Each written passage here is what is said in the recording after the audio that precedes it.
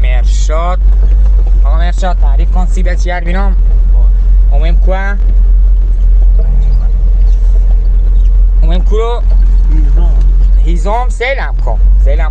به به به به به به به آقا مرشاد آوردیم به هیزام آدیم یا حالی عوض کنه یا بالی عوض کنه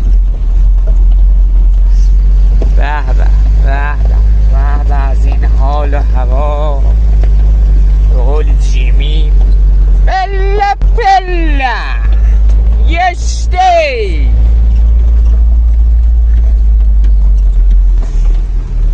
آخه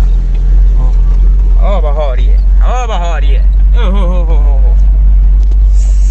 اما ای زهرا قسم ماشین پیش موشین